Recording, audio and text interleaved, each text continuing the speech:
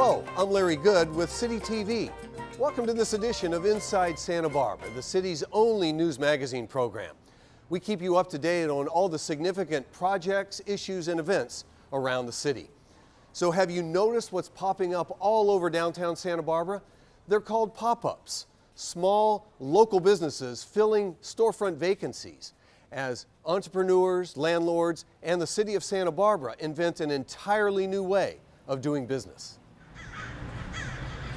For the past few years, it has been the talk of the town, specifically the downtown. Vacant storefronts with their for-lease signs and unused square footage dotting the landscape up and down State Street. As a result, it's generating new conversations and ideas among business leaders, landlords, and city officials. The result is a relatively new concept called pop-ups, and they're beginning to pop up as a welcomed opportunity for local entrepreneurs. This welcomed new tune downtown has entrepreneurs, landlords, business leaders, and City of Santa Barbara officials singing the praises of the pop-up movement. I think it's really exciting. I think it's kind of almost the new way forward.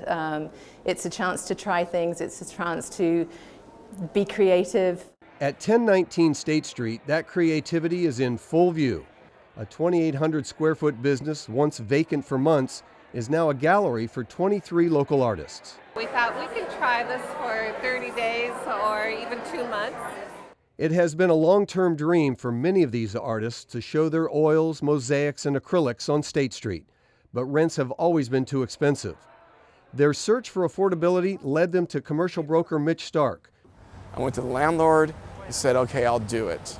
And that's about 50 to 75% below market what he ended up doing at. He was a tremendous landlord to be able to do that, to help reinvigorate our street. The energy here tonight is unbelievable. Energy is exactly what the pop-up idea is meant to generate. Fill the space, generate foot traffic, bring a little more life downtown. What we're doing is introducing entrepreneurs and established businesses who are looking at their next opportunity with property owners and brokers who have vacant space. The city of Santa Barbara is playing an active role in the effort to bring entrepreneurs and landlords together to make this pop-up idea happen. The city is encouraging all our stakeholders to come together and help fill our vacant spaces. These spaces are opportunities for businesses to get started. At a workshop in mid-September, there was no shortage of existing business owners and entrepreneurs entertaining the pop-up idea. Paul Vacular pitched Project Sandbox, an experimental interactive venue for kids using LED walls and projection equipment to simulate many experiences, including oceans and space. Anytime something is new, it's a little harder to establish, but once established, it can have very good success. Monica Dabos wants to expand her alcohol-free social establishment called Yes Dance to other sober endeavors. Joan Mayer has 2 business locations already, but would like to be on State Street. To do so, she would need an initial rent cut or possibly pay the landlord a percentage of sales. Initially, just to see if the business would thrive in the area.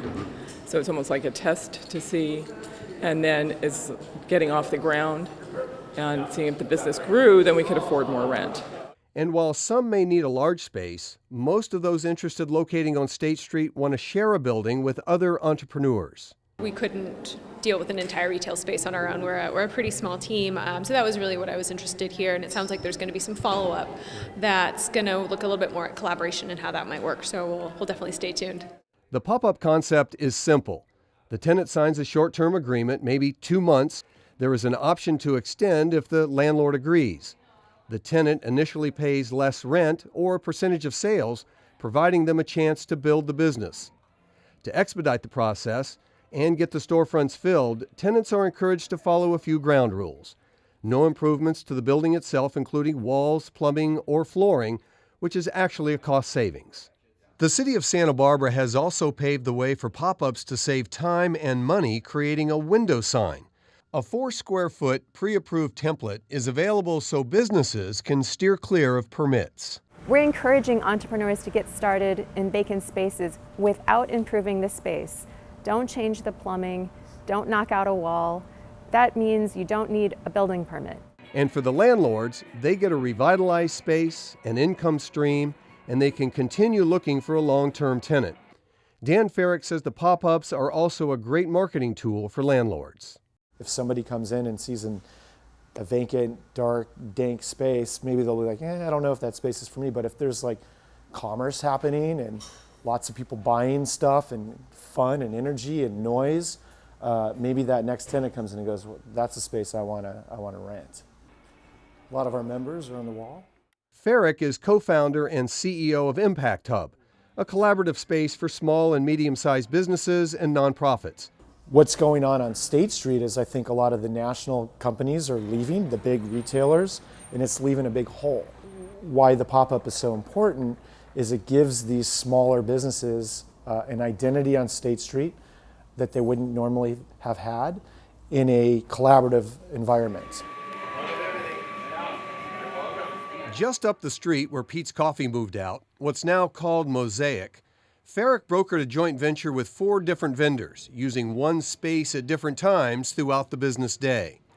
The merger includes Hook and Press Donuts, Buena Onda serving empanadas, Juice Ranch selling pressed juices, and Draftsman Ale Works serving up a variety of craft beers.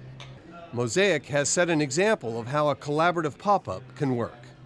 I don't want to own a restaurant. I don't want to make or serve food. None of my partners do. We want them to make good beer. Matthias wants to make the best empanadas he can. He does not want to fool around with alcohol. And John wants to make donuts. So we put all those 3 together and we have a great combination that we all focus on what we do best, and it elevates us all. We're starting to break down bridges so that we all can be on the same team and move forward as Santa Barbara instead of landlord versus tenant. Prospective tenants and landlord brokers went face-to-face at a workshop in September. Entrepreneurs pitched their business ideas and square footage needs. Marissa and Scott Sorochek opened their contemporary women's and children's boutique on the 700 block of State Street just 6 weeks after that speed dating workshop. The landlord, SEMA Corporation, took care of all the tenant improvements and met them more than halfway on the 3-month lease. The fact that we had already established, 3 stores that were very profitable in the Bay Area, and that we had talked to them about, we want to be part of this revitalization project. We give a lot of credit to the city for opening its arms to people that are outside of the region. We had made it clear that we were not only interested in this place for short term, but that we were interested long term.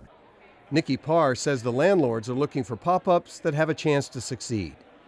The landlords and the property agents really have to be mindful of what will work on State Street and in downtown area, and kind of be part of the vision of what we want to be bringing back to State Street and the experiences that we want to be offering to the consumers and the visitors. At Plum Goods on the 900 block of State Street, owner Amy Cooper loves the pop-up idea and hopes one fills the space next door. Since the 8 years that I've been here, the increased vacancy rate has lowered the foot traffic on State Street year over year over year. So we're at our lowest rate of foot traffic walking up and down the street. If it's empty, it's a little intimidating or it doesn't look that exciting, but even if it's just a temporary pop-up, then some stronger, longer-term retailer could come and say, this looks really appealing. So I think it's just great for all of us. The pop-up is a new concept and, as importantly, represents a new business culture. Although this idea is new to Santa Barbara and State Street, there is cautious optimism that the idea will take root. State Street has stayed stagnant for too long. And the younger population, known as the millennials, they want to go and be a part of something new and exciting and different. So what we need to do, with the city's help and the artists' help, is to make State Street new again. I think it's a movement for revitalizing State Street and giving the small business owner and people that are interested the opportunity to come in with a lower lease, make the profits, and then continue with the permanent lease.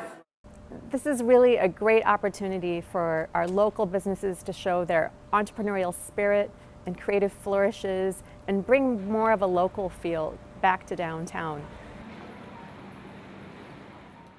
If you'd like to learn more about starting up your own pop-up, visit santabarbaraca.gov/pop-ups. If you're planning a trip soon that involves an airplane, you're going to want to watch this next story. In it, Chris Bell compares flying in and out of Santa Barbara Airport to that of LAX, and you will be surprised with what he found. Traveling by air is different for everybody. Some love it, some hate it, some look at it simply as the quickest way to get from point A to point B. But regardless of your opinion on flying, one thing we can all agree on is the desire to save time and money. With a new terminal and the recent addition of new air carriers and destinations at Santa Barbara Airport, I thought it would be a good time to see how SBA matches up with those considerations in mind. For the sake of simplicity, I chose to compare SBA to LAX because it's the nearest and most frequently used alternative airport. I also spoke to real travelers to get their opinions. Since the top consideration for most people is cost, let's look at that first. Currently, there are 10 nonstop destinations offered out of SBA, so I used a few of those to compare with LAX. One of the more popular destinations from Santa Barbara Airport is San Francisco. When I checked, a round-trip nonstop flight over the holiday went for $231. The same trip for the same dates traveling from LAX was $131. Checking other flights had similar results, with flights from LAX being slightly cheaper, but not always. For instance, a last-minute flight to Denver from LAX cost $309. That same trip from Santa Barbara was less than half that, at $142. Actually, coming out of Santa Barbara to Denver, it's cheaper, on Frontier than LAX. You know, really wasn't that much more. It was maybe like $50 more than flying straight to LA, which when you add up the time and the cost and the traffic and the hassle, I think it's worth a little bit extra. But there's a lot more to air travel than just the fares. Getting to and from the airport is also a big consideration, and nothing exemplifies that better than a trip to LAX. So that's what I'm doing. I've pegged my imaginary flight at 10 a.m., so I got up early to leave 4 hours before that. It doesn't take long before things slow down. Without traffic, the trip should take about 90 minutes, but today, Maps is telling me it's going to be over 2 hours. So we've made it about as far as Reseda, and we've hit stop and go traffic. We've still got about 22 miles to go, so if I had a real flight to take, I'd be getting nervous right about now. Finally, I arrive at LAX, but that's only part of the equation. Now I have to park. There are lots of long-term parking options around LAX. However, to keep the comparison apples to apples, I chose LAX's own long-term lot. The cost is comparable at $12 for 24 hours at LAX and $13 at SBA. But one noticeable difference is the proximity to the terminal. SBA's long-term lot is at the terminal and easily walkable. At LAX, you've got to take a shuttle, and that takes more time. When you do park, what's that experience like compared to, say, LAX? Oh, so easy. You know, you can drive from my house and be parked in the terminal in 15 minutes. After mistakenly passing LAX's long-term lot once, I discovered another reason easy parking is so valuable. So we've just encountered another consideration. Their long-term lot is full, so we've got to now find alternative parking. The next area to compare is getting to the gate. Ticketing at SBA is low-key and quick, even on busy days. Ticketing at LAX, not so much. And we can't do a proper airport comparison without considering the TSA security check. Because it's so much smaller, SBA has short lines, if any, and things move quickly. At LAX, it's a lot longer. You have to get there early because security is a really long line. And here I showed up early and now I'm sitting around for an extra hour because it took me like 5 minutes to get through. Leaving from Santa Barbara going through security is a breeze compared to going through security in Los Angeles. And just the environment at the Santa Barbara airport is far more relaxed than going through any of the terminals in Los Angeles. So when I travel, and I travel a lot, I usually leave out of Santa Barbara whenever possible. For the final comparison category, I chose to look at overall experience. I've recently traveled out of LAX, and while the facilities are fine, the vast size, long lines, and massive crowds can be overwhelming, especially if traveling with children. The experience at SBA, however, is something altogether different. I just highly recommend flying out of Santa Barbara. I just can't imagine people going down to LAX. I just did it a month ago to take a flight to Istanbul, and we got there 3 hours early, and the flight was delayed. Leaving from SBA is pleasant because you generally have counter agents and TSA folks that aren't stressed out. You know, they can sit there and talk to you, and I think they do a really good job of problem solving when there is an issue that comes up with your flight. In Los Angeles, because the volume is so great, you know, you're just another face in the crowd. The people, you know, that are working behind the counters, whether it's, we typically fly United, but we've flown American, and it's so much more friendlier here than it is in LAX or O'Hare or any place like that. Super easy, very quick. Not needing to standard travel, getting to a place 2 hours prior to your check-in time. It's just very quick, in and out. You come into the airport and you don't even know. It's like, wow, that's going to be easy.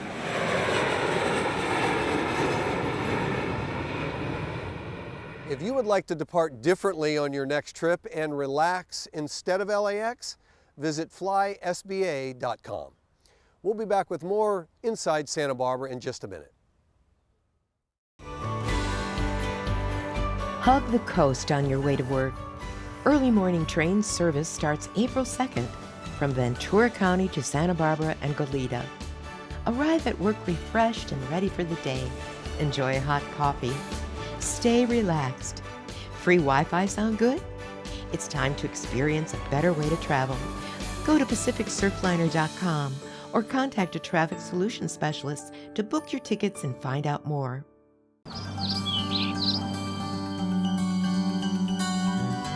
I added mulch to my trees and plants. I put in a Laundry to Landscape gray water system to irrigate my fruit trees. I removed my lawn and planted WaterWise native plants and installed drip irrigation. I stopped watering my lawn. Do your part by saving water in your garden. Get a free water checkup from your water provider. Keep saving water, Santa Barbara County.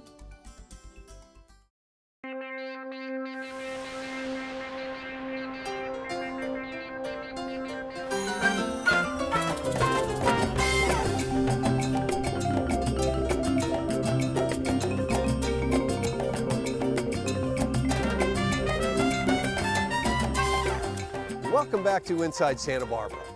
An important part of your water saving strategy is to make sure that your irrigation system is not part of the problem. Up next, water conservation specialist Kathy Perret gives us some advice on how to keep your system in tip-top shape. Hi, I'm Kathy Perret. I'm with the City of Santa Barbara's Water Conservation Department. Today we're going to look for leaks in a sprinkler system. One of the first steps to do before you turn the irrigation on is to do a walkabout.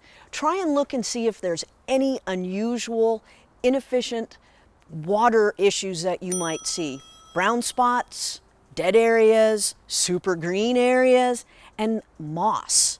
If we see in this corner over here, we actually have moss, which is indicative of too much water, poor drainage in this area, and it just shouldn't be here, especially during the warm months. Another thing to look for that happens fairly often is the seals around the top of the sprinklers. They're rubber and they'll leak. So you need to take a close look at just the top part of the sprinkler and see if there's water settling in or if you see it gurgling out from around the sides. It's an easy fix. Either replace the little rubber seal that's inside, or if the water's leaking because it's at the bottom of a hill, they have little tiny rubber seals called check valves you can put in, and that'll stop the water from draining out at the bottom of the hill. As we're going through and doing our site evaluation, you might want to have a piece of paper, mark down where your valves are, and then as you're going around and testing the valves, put down where each of the zones are. Right now we're going to check that backyard. I'm going to take a look at it. If I see any problems, I'll stick a flag next to it because it's always hard to find when you turn the sprinkler back off. This is always a good time to really look at your valves and make sure that they're not leaking anywhere around where the threaded areas are or where the solenoid is on the top of. So the sprinklers are on, and they actually have pretty good coverage. The water's throwing from one head to the next head, but what I'm noticing is there's that misting happening. And the misting is water that's too much pressure coming through this, and it's actually evaporating off and it's not making it to the surface. It's easy to address it by putting a pressure regulator on the system.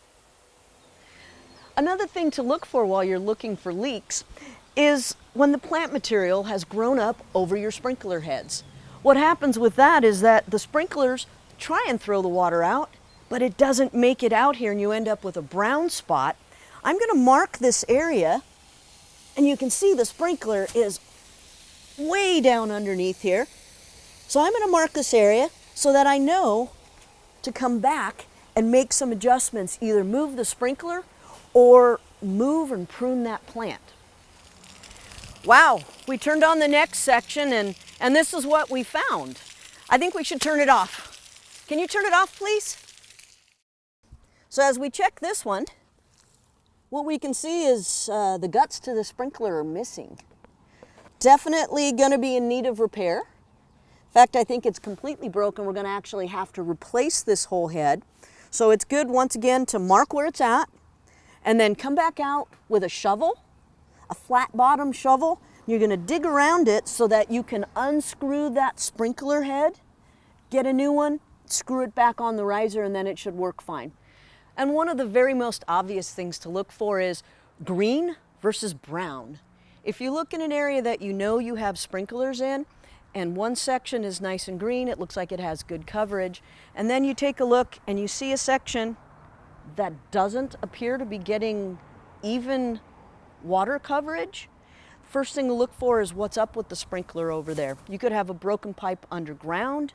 You could have roots that have wrapped around and stopped the flow. It could be a failed sprinkler. On this one, what we've found is this particular sprinkler is not coming up at all. I'm going to mark it with a flag so that I know when I come to do my repairs that I need to address this particular issue. When it's repaired, we should have an even coverage of water and everything should be healthy again. I'm going to give you all a close-up of what a sprinkler body looks like. Most times it's underground, so you don't know what the guts look like. Sprinklers are composed of a body that attaches to your main water. There's a little riser, this screws into it. It's just a channel for the water. Inside of the body, there is the pop-up mechanism that's on a spring.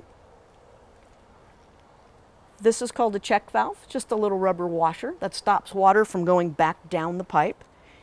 And then when it's all together, you just have a nozzle, and that's what directs the water where you want it in your landscape. This is something that everybody can do. When you have two sprinkler heads on a zone that one is working and one isn't, a lot of times it could be a problem with the actual PVC pipe between those two sprinkler heads. What you need to do is to try and use a screwdriver or a soil probe and track down where it's the wettest. And unfortunately, you need to dig. Working in your irrigation system is wet work, it's muddy work, but you can learn to repair things like a PVC break by going on our website and watching a couple of the videos that we have for you. It can be done, it's inexpensive. Good luck. Enjoy yourself, play in the sprinklers. To learn more about how to keep your irrigation system humming, visit sbwater.org. You know, law enforcement officers risk their lives every day to keep us safe. Now, for the first time, the Santa Barbara Police Department has a memorial to honor its fallen heroes. Ryder Christ has the story. Without courageous officers, there would be no security, and without their sacrifice, there would be no justice. For the first time ever, the Santa Barbara Police Department has a memorial to remember the 6 officers that died in the line of duty serving the community. Oh, say, can you see? We're going to honor honor these 6 remarkable men whose names are on this wall and celebrate the fact that we finally have a memorial here in Santa Barbara, recognizing them and befitting of their sacrifice. The day is here. I knew it would get here someday. Retired Santa Barbara Police Chief Cam Sanchez had the dream for a memorial to remember Santa Barbara's fallen officers about 4 years ago. One day he called me into his office and pointed out the window and said, "Riley, I want a police memorial, and I want it right there by the flagpole." Officer Riley Harwood began the campaign to raise the money for the memorial. Generous donations from the community fully funded the $70,000 bronze memorial statue. It's just amazing. I had a young man at Ralph's one day say, "You know, my mother gave $5 to the statue." It just shows the caring of the community. All from the community. I'm very proud of that fact. No public money went to this project. The statue commemorates Detective H. Thomas Gary, Officer Henry Evans, Officer Clarence Jensen, Officer Ronald Wayne Scott, Officer Richard Williams, and Officer David Huddle. Law enforcement can be a very dangerous profession. Every one of us who wears the uniform knows that there is a potential for violence, and over the years, many of our brothers and sisters have made the ultimate sacrifice for our chosen profession. But every time we leave the house, there is that dark reality that no one speaks about. That this may be the last time you see your loved one. The men and women in law enforcement who put on that uniform to go out into the unknown, prepared to face adversity and possibly lose their lives, serving and protecting others, are very special people. They do it because they love the job and have a strong commitment to the communities they serve. Ladies, on behalf of the Santa Barbara Police Department, we present you with these flags in honor of your sacrifice, your loved one's sacrifice. This heartfelt reminder is not only for the friends and family of the fallen officers, but to those who put on the uniform to protect and serve our community every day. This stands as a reminder for the true reason why we do it and why we need to continue doing it each and every day. I encourage you to, if you remember as you drive out of these gates, that you salute the 6 that are on this wall. It doesn't take much but a half a second. Even when the new police station is constructed, the Fallen Officers Memorial will continue to stand beside it, honoring the sacrifice of the officers and the commitment the City of Santa Barbara has to our community. We'll be right back with more of Inside Santa Barbara. I grew up here. I've made memories here, and I love being able to drive around knowing that this is my community. I'm helping my community.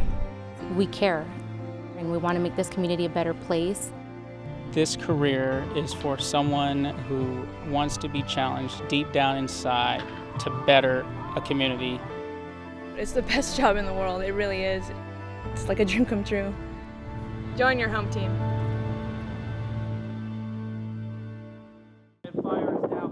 In a disaster, it's not just your needs you have to consider.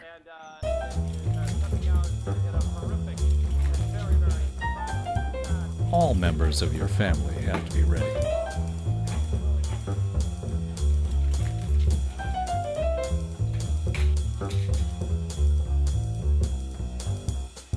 Don't forget the pets.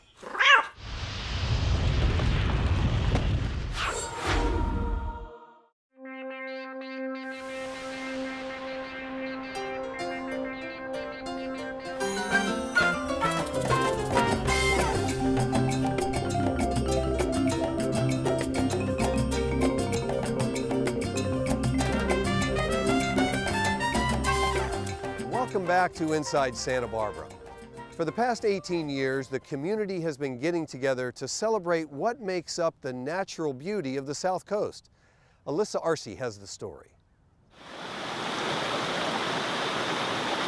Creek Week is an annual celebration of our creeks and ocean, with events hosted by many organizations. It's a fun, hands-on way to help educate people about our local watersheds and to get people engaged. There's a lot of different ways to bring the community into this thoughtfulness that we're all part of a watershed, not just a part of neighborhoods, but part of a bigger picture. Every year, the fan favorite continues to be the Land Shark Tour, sponsored by the City of Santa Barbara Creeks Division. Participants learn about various efforts made to preserve and restore local creeks. It's just continued to be a really popular event, and I think that people definitely learn a lot on that tour, so that's been really successful for us. They do this while riding an amphibious tour vehicle capable of land and sea travel. The Creeks Division highlighted current and completed creek restoration projects and permeable pavement as they drove the streets of Santa Barbara. Urban development has altered and covered much of our local watersheds with buildings and concrete. This makes it difficult for rain to soak back into the earth and follow natural waterways. The rain flows from all over the city and into storm drains, which flow directly into the ocean. When rain flows off of the pavement, it can carry pollutants with it.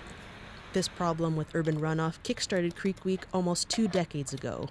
In the late 1990s, a particularly wet El Niño year led to multiple beach closures throughout the county due to water quality concerns. The community decided that something had to change. The community pretty much directed and informed the agencies of what they wanted to have done. It was through the stakeholder interests that we decided that a whole week-long series of events with programs, interactive activities, forums, speakers, anything that would bring the community a little bit closer and connect them with the environment would be great. To understand how the County Flood Control District prepares for potential flooding, County Project Clean Water hosted a tour of the San Isidro debris basin, covering its history and the role it played in the January 9 debris flow. We held a forum. It was at the Montecito Union School. It was really well attended, and we wanted to have both. We wanted to have an opportunity for people to be in an auditorium and hear speakers, but also to kind of be able to come out and see it. So we scheduled those on 2 separate events. Our local creeks also provide important habitat for wildlife. To celebrate this, the Santa Barbara Audubon Society organized a birdwalk at the Honda Valley Open Space. Participants came across woodpeckers, jays, and even got a close-up look at a juvenile hawk. SB Audubon's mission is to connect people with birds and nature through education and science-based projects. Over the years, Visitors also toured UC Santa Barbara's newly restored North Campus Open Space, formerly known as the Ocean Meadows Golf Course. Restoration began in the fall of 2016 and included the removal of non-native plants and the revival of the Devereaux Slough. Close to 150,000 plants were installed, as well as bridges and paths for outdoor recreation. The open space is expected to be completed in the spring of 2019. Creek Week continues to be an important part of engaging and educating the public about our watersheds. Though we may not come in contact with our creeks on a daily basis, they continually play an important role in our ecosystem. We invite non-governmental organizations, environmental organizations, and other community groups to also host events throughout the week. So really anybody who wants to host an event and get involved, we're happy to add them to the schedule and help promote their events. To learn more about Creek Week, visit sbcreekweek.com. Well, recently, one of Santa Barbara's most used and visible parks has undergone significant improvement. Cody Long has that story. A renovation project for the Cabrillo Ballpark has been under consideration for many years. The park is highly utilized by the community, but the facility itself has long been outdated and in need of modernization. In recent years, the park has also seen its share of negative activity.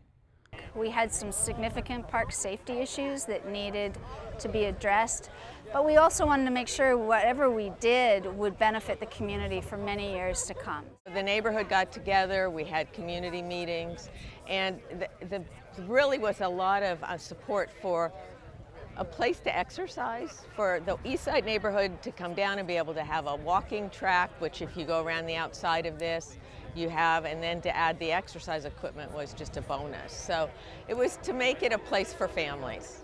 After a tremendous amount of community input, consensus was reached as to how the park space should be improved, and the Cabrillo Ballpark renovation project began. And what we heard over and over again was a priority for a walking path, and so we made some new connections on the sidewalk so it made it easier to walk around the park. And then also some way for people to exercise, but to do it within their range of ability, so that anyone, whether they're a casual walker or a huge fitness enthusiasts could come and spend some time here. The city has installed 13 pieces of exercise equipment to the park. Strength, balance, flexibility, and cardio machines are all here and available for public use. Most of the equipment, like this chest press, utilizes the user's body weight in order to create resistance. Prior to the park's renovation, there was no ADA accessibility to the field's viewing area. The recent project added accessibility ramps alongside the restored stairs and bleachers. Our parks are very old, so every time we redo a park, we're looking at some major accessibility issues that need to be addressed so that they're open to everyone. Improved fencing around the field and the addition of pedestrian lighting has immensely enhanced the park's safety. The new grass for the park is a special type of sod, which has the ability to tolerate recycled water that is delivered via a high-efficiency irrigation system. I think it's beautiful. I think it meets the needs of the community. It also preserves its historic importance, but it brings it up to the uses what we want for parks today, with outdoor exercise equipment that's available to everyone. Part of why Santa Barbara is so incredibly special, in particular the waterfront, is because of the vision that community members had so long ago, 100 years ago, to set aside land for public access and recreation. The fact that the city owns 60% of the land along the coast, and for the most part it's open for public use and recreation, is tremendous. And so reinvesting in these locations really just sets us up to serve the public for many years to come. So head on over to Cabrillo Ballpark and find out what the excitement is all about. The best wines come from regions with the best soil and climate. And did you know that relates to seafood as well? Up next, find out why our locally caught seafood is considered some of the best in the world. It may look a little dangerous, but this spiky dish is a delicacy with a lot of fans. The centerpiece is a red sea urchin, a creature once the bane of local abalone divers that is now a boon. Originally kind of a nuisance fishery a little bit, something that some of the ab divers would do a little bit part-time, and bit by bit it got more and more developed. It really took off with Japan in the late 80s, early 90s. Our urchin got discovered and they found the quality and a really good supply during their peak demand. Today, red sea urchin harvested from our Channel Islands is regarded as some of the best in the world. Santa Barbara is known for their sea urchin is because of the terroir. I like to call it analogous to a terroir with wine. The things that they're eating, the temperature of the water, the nutrients in the water, the habitat in which they're in, it has everything to do with how they taste. But it's not just our sea urchin at the top of gourmets' must-have lists. Other locally caught seafood is prized as well, like the spiny lobster. It's considered much sweeter, and if you're just going on its global value, it's much, much more highly valued on the global market than American lobsters on the East Coast with the claws. Our spiny lobsters are right in there with all of the most valuable lobsters in the world. Being the only sheltered harbor for 127 miles, Santa Barbara is uniquely situated to take advantage of an array of desirable species off our coast and at the Channel Islands. Santa Barbara is positioned in a transition zone from southern to central. It's right there at the bend with Point Conception in the state, and you get a lot of mixing in that there's cold water currents mixing with warmer water currents from the south.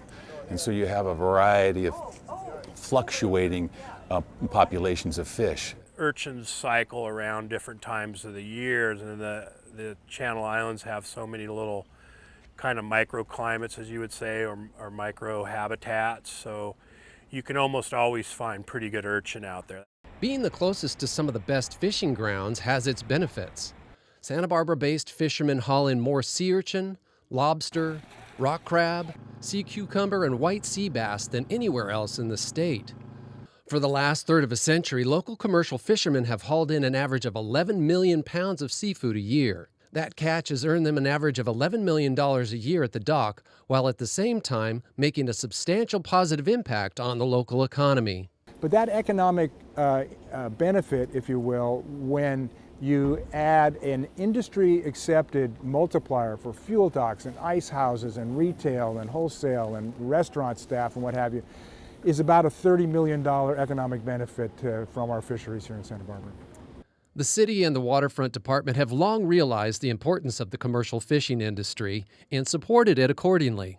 This harbor's been real fishing friendly. It's one of the few ports with public hoists, and that in itself has helped a lot of fisheries develop alternative markets. You're not locked into dealing with a certain buyer or an expensive fee to get your catch offloaded.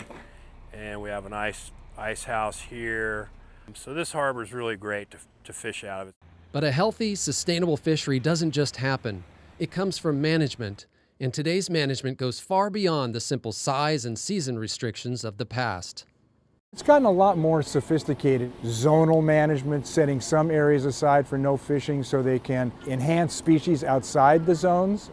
Also, what's really changed in fisheries management, and it's very encouraging, is that managers aren't managing in a vacuum anymore. Fishermen have become very much involved in the management process. Fishermen are the most environmentally conscious, conservative people on the planet, because if that resource is gone, then we're out of a job. So we definitely want to look out for the longevity and sustainability of a resource. In keeping with their environmental goals, the commercial fishermen of Santa Barbara have been making a push to promote local sales. 90% of the fish consumed in the U.S. is imported, and that doesn't make any sense. And as a viable, energetic, economically strong port with all this diversity in what we catch and sell, it makes no sense that more of what we produce locally doesn't get directly into the Santa Barbara consumer market. If you're buying your seafood from a supermarket, you have a huge disconnect of where exactly it's from. You don't know how old it's been, you don't know how it's been treated. When it comes from somewhere outside of the U.S., the regulations and the rules and the laws are more lax. It's just like farmers markets. When you know the people that are harvesting what you're taking home to eat, there's a better connection there. And then when you know your customers on a first name basis or more personal basis, you definitely take a little more pride in what you're producing and putting out. Because if somebody's not happy with your product, you get the phone call. You can get fresh, locally caught seafood in Santa Barbara in a number of ways. The Santa Barbara Fish Market at the harbor is open 7 days a week. You can also buy seafood at surprisingly good prices right off the boat at the Saturday Fisherman's Market. Generally, it's less money if you're buying directly from your fishermen, especially for quality. And what we've done in order to make the experience appeal to a broader group of people is we've created a fillet station so that if you come to buy a whole fish, we can process that fish to some point, whatever you choose. And there's an aesthetic to it. There's an aesthetic to picking up a red rock cod and holding it in your hands and realizing, wow, I got this straight from that man who caught it on this boat. It's just part of the whole dynamic. It's really cool. The other way to taste our locally caught seafood is to patronize the growing number of restaurants that now carry it. It's in the sushi restaurants, it's in the regular restaurants. So I give them a heck of a lot of credit because they've taken this value-added concept and really gotten traction with it. And it's an important part of the fisheries these days. It's our name and our face behind that product. We want to provide that best quality to our community, and we're going to. To learn more about our fisheries and where to buy the freshest locally caught seafood, visit cfsb.info. That's going to do it for this edition of Inside Santa Barbara. Thank you for watching. If you have any questions or comments about our program, please give us a call at 564-5311. And if you missed anything, not to worry, you can go online at santabarbaraca.gov. I'm your host, Larry Good. Remember, get involved inside Santa Barbara.